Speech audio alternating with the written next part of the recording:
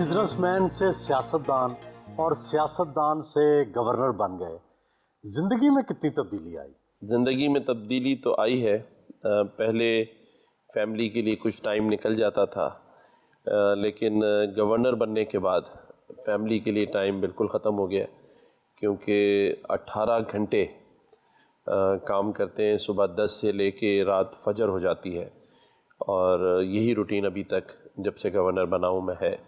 تو یہ تبدیلی ضرور آئی ہے۔ آپ کا ٹسوری خاندان تو سونے کا کاروبار کرتا ہے، آپ بھی منہ میں سونے کا چمچ لے کر پیدا ہوئے، کیا کبھی کوئی مشکل وقت بھی دیکھا؟ مشکل وقت اللہ نہ کرے اس طرح سے تو نہیں دیکھا کہ کوئی فائنینشیل پرابلم ہو، ہاں لیکن سیاسی طور پہ ایک مشکل وقت ضرور مجھ پر آیا جب میری نئی نئی شادی ہوئی۔ میری مسز پریگننٹ تھیں اور اس وقت مجھے گرفتار کیا گیا، اور بغیر کسی وجہ کے، اور یہ وہ ٹائم تھا کہ جب مجھے businessman of the year اور لارجسٹ ایکسپورٹ ٹرافی ایوارڈ ملا، اور گرفتار کیا گیا معمولی کیسز، جسے اگر میں یوں کہوں کہ بھینس چوری کے الزام میں انہوں نے مجھ پر مقدمات بنائے، اور گھروں پہ چھاپے پڑ رہے تھے،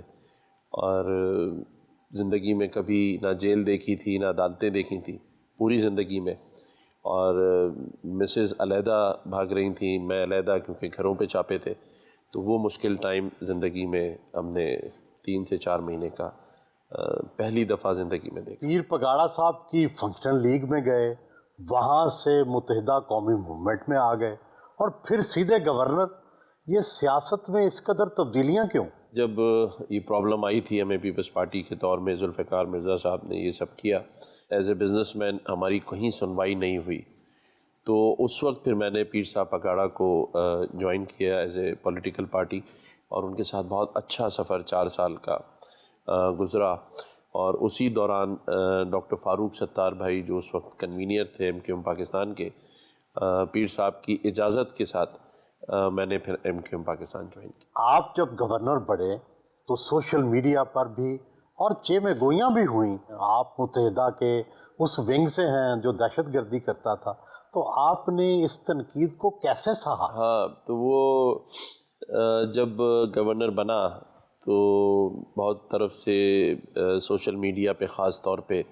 مختلف قسم کی میری تصویریں بنا کے اور ڈالی گئیں،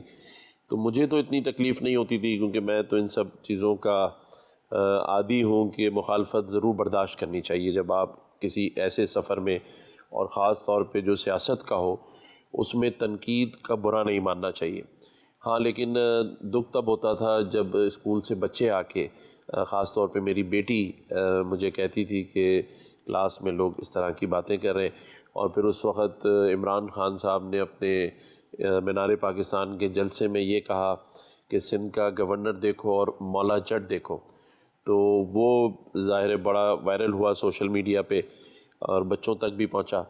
ادروائز میں تنقید کا کبھی برا نہیں مانتا۔ آپ نے تعلیم کتنی حاصل کی اور کہاں کہاں سے کی؟ میں نے سینٹ پیٹس کالج کراچی سے بی کام کیا، اور اس کے بعد پھر اپنے بزنس کے سفر میں بہت ینگ ایج میں شامل ہو گیا تھا۔ فیڈریشن اور ایسوسیشن کی پالیٹکس میں میں نے کافی ٹائم گزارا، تو کراچی سے ہی تعلیم اپنی مکمل کی۔ یہ تاثر کس حد تک درست ہے کہ آپ پاکستانی اسٹیبلشمنٹ کے آدمی ہیں؟ دیکھیں، ہونا تو پاکستان کے جو حالات ہیں اس ریجن میں، تو محب وطن آدمی جو ہے وہ اس کے اپنی افواج پاکستان اور اسٹیبلشمنٹ سے اچھے تعلقات ہونے چاہیے، کیونکہ جو کردار ہماری اسٹیبلشمنٹ کا اور افواج پاکستان کا اس ملک کے لیے ہے، اور جو ان کی قربانیاں ہیں، تو میں سمجھتا ہوں ہر سچے پاکستانی کو ان کو سلوٹ کرنا چاہیے۔ یہ اور بات ہے کہ کچھ سیاسی جماعتوں نے ایک ایسی سازش کے تحت دنیا بھر میں اور سوشل میڈیا پہ اپنی اس افواج کو بدنام کرنے کی بھرپور کوشش کی۔ آپ کے بارے میں تاثر رہا کہ آپ ڈاکٹر فاروق ستار صاحب کے ساتھی ہیں، بلکہ ان کے فائنانسر بھی ہیں۔ ڈاکٹر فاروق ستار صاحب پیچھے رہ گئے، آپ گورنر بن گئے، اب ڈاکٹر صاحب کا کیا بنا ہے؟ نہیں، فاروق بھائی ہمارے ساتھ ہیں، اور ایم کیو ایم پاکستان میں سینئر پوزیشن پر ہیں، سینئر ڈپٹی کنوینئر ہیں، اور یہ صحرا بھی میرے ہی سر جاتا ہے کہ گورنر بننے کے بعد یہ جو 3 گروپ بنے ہوئے تھے، جس میں مصطفیٰ کمال بھائی، فاروق ستار بھائی اور خالد مقبول بھائی، ان تینوں بھائیوں کو بھی ساتھ بٹھایا اور ان میں اتفاق پیدا کیا، اور آج آپ دیکھ لیں کہ سبھی لوگ ساتھ ہیں ایک دوسرے کے۔